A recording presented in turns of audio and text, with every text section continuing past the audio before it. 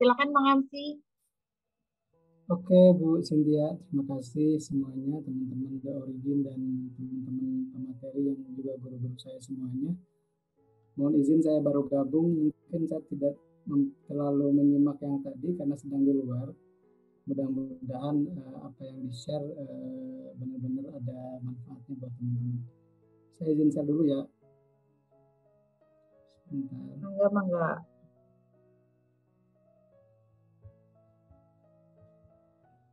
Nah, munculkah? Muncul. Siap. Silakan.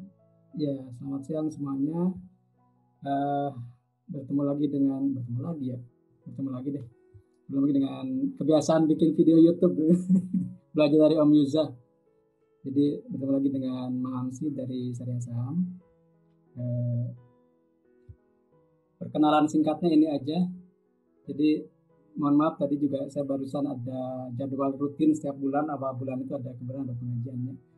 Jadi saya izin dulu barusan dan sekarang bisa bertemu dengan teman-teman, sudah ganti kostum ya, bukan lagi tidak berpeci sekarang. Nah, saya ngajar di pesantren, ngajar di madrasah juga, tapi saya juga punya passion di bidang saham syariah. Kemudian juga ini sosial media yang sering saya kelola tiap hari ya. Meskipun kalau yang saya saham fokus di saham, kalau yang Maam sih sudah bergeser gitu. Mungkin asal jangan otak saya yang bergeser begitu ya. Tapi kontennya bergeser ke hal-hal yang saya suka aja gitu. Jadi kalau konten saham, khusus saham di Syariah Saham, kalau yang Maam sih itu apa yang saya suka saya share, termasuk hasil euro gitu atau apalah gitu ya. Ini buku yang mungkin tadi sudah ada yang dapat juga ya. Selamat buat siapa Pak atau Mbak Yulian dapat di sesi pertama buku ini, dan teman-teman juga nanti bisa cek di Gramedia terdekat atau secara online. Disclaimer, jadi apa yang saya bahas hari ini itu hanya informasi, bukan rekomendasi beli atau jual. Saya tadi menyimak dari Kang Gus itu sudah sangat padat, singkat, dan lengkap gitu stok picknya ya. Jadi tengah teman-teman mau milih yang mana saja gitu kan. Nah kalau saya lebih fokus, untungnya saya hanya membahas tentang saham-saham syariah, artinya saya punya watchlist khusus, punya stock universe khusus yang teman-teman yang misalnya ingin hanya diinvestasi di saham atau trading di saham syariah, teman-teman bisa pilih tadi dari stock pick dari Om Luk, dari Om Yuza atau dari siapapun ya, dari tadi juga Kak Niko misalnya dari market outlook-nya tinggal disaring secara isinya itu udah jadi stock pick khusus syariah sebenarnya ya kalau bicara stock pick. Nah kemudian bicara fatwa, karena kalau syariah saham syariah berarti harus ada landasannya gitu ya. Landasan fatwa yang kita pakai di sebagai investor saham syariah adalah yang terbaru adalah fatwa nomor 135 tahun 2020 tentang saham. Jadi teman-teman perlu perhatikan bahwa fatwanya sangat simpel judulnya, cuma fatwa tentang saham. Jadi sangat mudah dihafal judulnya, tinggal dibaca. Nah, apa yang menjadi khas dari fatwa ini adalah kriteria saham syariah itu sendiri dijelaskan secara gamblang yang tidak ada di fatwa-fatwa sebelumnya. Jadi selama ini kita mengenal fatwa nomor 20, 40, 80 itu tidak ada secara eksplisit syarat-syarat atau kriteria saham syariah. Nah, yang menjadi terobosan baru di fatwa terbaru ini adalah adanya kriteria saham syariah di halaman 18, 17, 18 itu ada kriterianya. Nah, ini sebagai landasan saja, nanti silakan dibaca. Nah, kita akan, karena waktunya terbatas ya teman-teman. Jadi sekarang kita bahas mengenai perkembangan terbaru dari indeks saham syariah itu sendiri. Jadi dari hari Jumat kemarin kita bisa lihat bahwa isi mengalami kenaikan secara daily, sementara Jakarta Islamic Index mengalami penurunannya. Dan kita bisa lihat di sini bahwa total market capitalization-nya itu sekitar 47% untuk isi dan 25% untuk JI. Kemudian juga dari sisi frekuensi paling banyak 64% ya, secara harian, secara bulanan 66%. Artinya secara trading atau secara transaksi harian dan bulanan sebenarnya saham-saham syariah ini sudah di atas 60-an persen. Nah ini juga perkembangan terbaru dari indeks saham syariah dibandingkan dengan IHSG dan LQ45. Sekarang kita punya 4 ya, yang terbaru adalah IDX MES BUMN 17, ini yang terbaru kalau tidak salah bulan Mei kemarin diluncurkannya. Nah ini kita bisa lihat bahwa performanya memang sedang tidak baik begitu ya, harus diakui bahwa saham-saham syariah di year to date sekarang itu kurang bagus. Bahkan untuk indeks MES BUMN yang terbaru ini malah anjloknya paling besar. minus 19%. Kemudian JI minus 13%, JI 70 minus 12%. Kemudian isi yang agak mendingan ini karena mungkin ada terdorong oleh saham-saham small cap-nya gitu ya. Karena isi ini jumlahnya 438, lebih banyak. Jadi ada pendorong atau penambal dari saham-saham yang lain gitu. Kalau yang ini kan sudah blue chip plus BUMN. Kita tahu BUMN di kinerja di tahun kemarin kan banyak yang jatuh, banyak yang anjlok, terutama yang BUMN karya. Maka ini menyumbang penurunan terbesar tentunya. Nah, tapi ada temuan menarik. Ini juga mungkin tadi ini fakta begitu ya, dan ini adalah sejarah dan juga harapan. Apa maksud sejarah dan harapan? Sejarahnya di tahun kemarin ketika pandemi muncul justru indeks saham syariah ini mengungguli IHSG. Begitu mungkin ini karena tadi yang favorit Kangkos itu yang BRIS ya, berkah investasi syariah, bukan itu BSI ya, singkatan sayanya BRIS, berkah dengan investasi syariah, itu nama judul buku kita ya. Jadi BRIS ini mungkin memimpin kenaikan saham-saham isi dan JI70 karena kita lihat JI-nya masih kalah dengan IHSG. Jadi kalau blue chip syariahnya itu tetap kalah sama IHSG, tapi yang JI70 dan isi itu bisa mengungguli IHSG di masa pandemi tahun kemarin 2020 sampai 2021. Ini menunjukkan menguatkan bahwa ada temuan sebelumnya bahwa saham-saham syariah ini lebih bertahan di masa krisis. Dan ini bisa kita lihat secara sejarahnya begini, dan kalau misalnya sekarang terjadi lagi hal yang sama seperti tahun kemarin, boleh jadi itu hal bisa terjadi lagi begitu. Mungkin tinggal saham mana yang akan dianggaplah sebagai jagoannya gitu. Kalau kemarin kan jagoannya adalah BRIS. Nah, kalau sekarang kita tidak tahu entah apa gitu ya. Nah, ini juga ada riset dari CLSA yang saya dapatkan di minggu kemarin bahwa di tahun 2020 yang tumbuh atau yang pertumbuhan labanya signifikan itu dipimpin oleh industri logam. Dan mungkin kita tahu bahwa Antam, Tins, Inco, trio macan katakan Gus tadi, atau trio nikel dan juga timah begitu, itu juga mendominasi kenaikan secara earning ya, secara laba bersih. Kemudian juga ada utilities, kemudian ada menara telekomunikasi, ada industri consumer, kemudian ini layanan kesehatan juga, semen, kemudian operator telekomunikasi, dan sampai situ. Karena ke bawahnya itu media minus. Dari sini juga minus ya, operator juga minus. Jadi ini hanya 1, 2, 3, 4, 5, 6. Ada 6. Ini mohon maaf yang coret-coret saya ya. Jadi bukan ada yang coret-coret, tapi saya sendiri yang coret-coret. Jadi industri logam, utilities itu mungkin lebih ke fasilitas infrastruktur ya, yang sifatnya digunakan untuk publik gitu. Kemudian juga ada menara telekomunikasi, ada consumer, kemudian ada layanan kesehatan, itu sampai situ, dan semen ya. Ke bawahnya ini minus, dan paling minus adalah konstruksi. Kemudian juga developer perumahan, kemudian retail, kemudian jalan tol, alat berat, kemudian batu bara. Ini yang secara earning, secara labanya menurun, secara labanya anjlok drastis seperti konstruksi ini. Jadi istilahnya kalau teman-teman adalah seorang yang trend follow, mungkin industri ini kita hindari gitu. Kalau teman-teman trend follow. Tapi kalau teman-teman kontrarian, justru konstruksi itu menarik sebenarnya. Kenapa? Karena ya pasti harganya ancur-ancuran di masa pandemi, tapi kalau misalnya katakanlah 1 atau 2 tahun lagi pulih, bukankah itu ada sebuah peluang gitu untuk bisa kita koleksi ya. Meskipun saya pun sekarang nggak punya saham konstruksi satupun gitu. Kenapa? Konstruksi saya tidak punya, tapi mungkin propertinya ada lah gitu ya. Tapi kalau konstruksi pendukungnya ada gitu. Kalau konstruksi langsungnya saya nggak punya sebenarnya.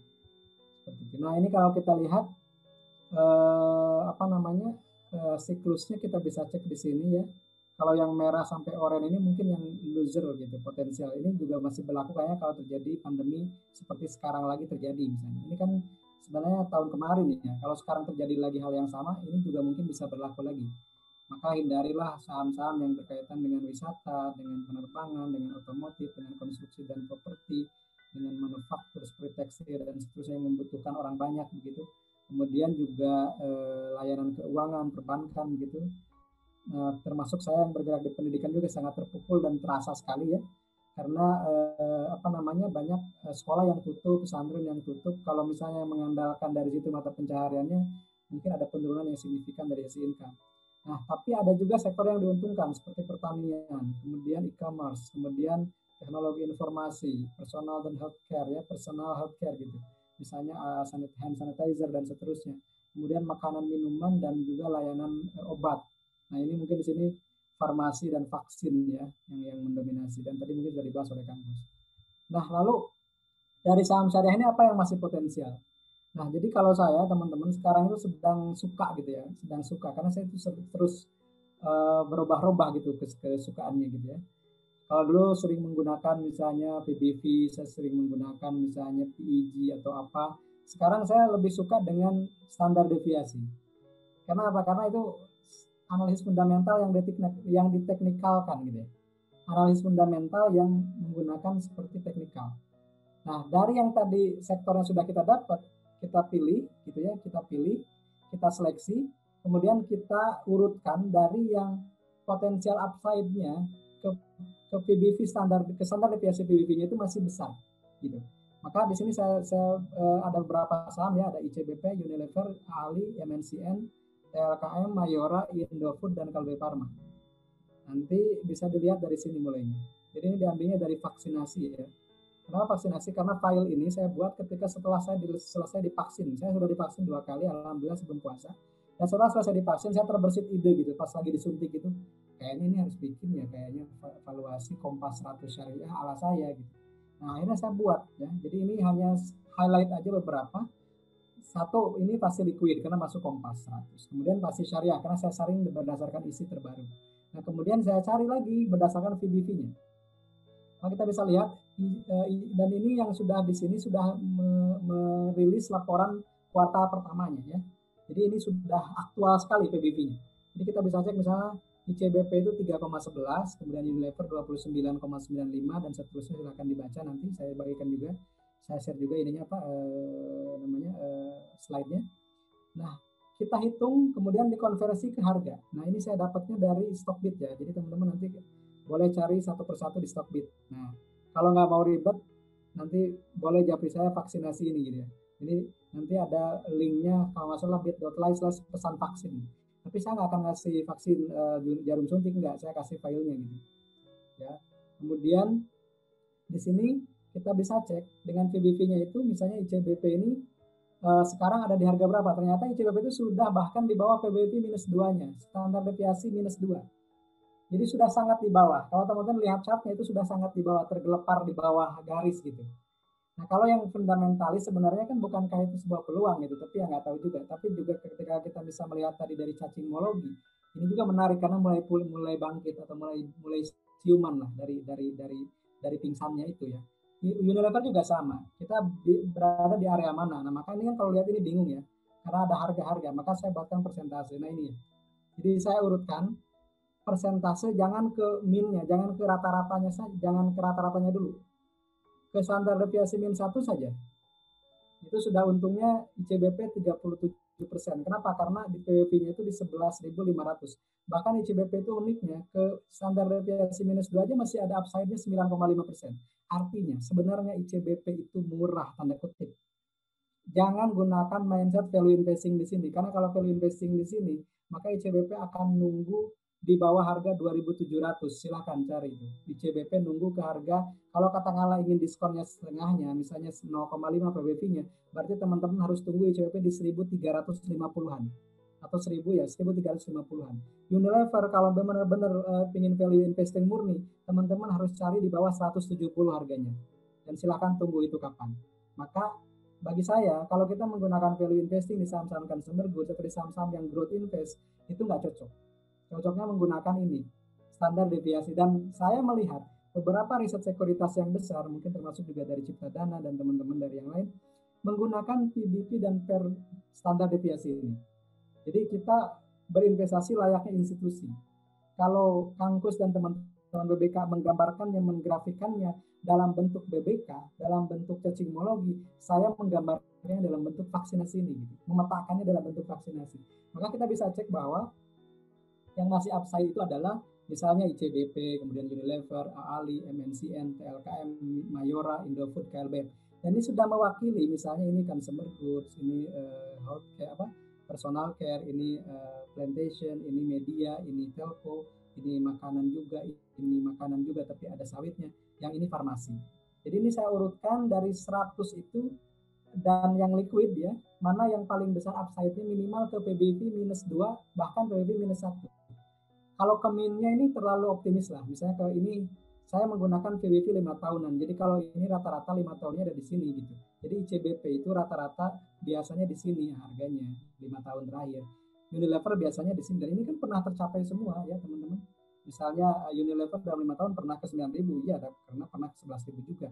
Misalnya ICBP pernah ke 13 ribuan, karena kalau salah pernah ke 16.000 juga kan kalau tidak salah. Telekomunikasi apakah pernah ke sini ya kita tidak tahu, kita cek lagi apakah pernah ke situ atau tidak. Dan yang lainnya ya, jadi istilahnya ini dalam 5 tahun pernah tercapai, rata-ratanya di situ PBV-nya. Kalau di PBV 0 ini, nah kita asumsikan konservatif aja misalnya ke PBV minus 1 aja gitu. Itu masih ada upside seperti ini. Itu saja mungkin dari saya karena waktunya simpel dan singkat, tapi mudah-mudahan ada sesuatu yang bisa bermanfaat buat teman-teman. Ini adalah link-link menuju sosial media kita, baik secara pribadi Mang Amsi maupun Syariah Saham. Terima kasih. Terima kasih. Assalamualaikum warahmatullahi wabarakatuh. Waalaikumsalam warahmatullahi wabarakatuh. Makasih banyak Mang Amsi.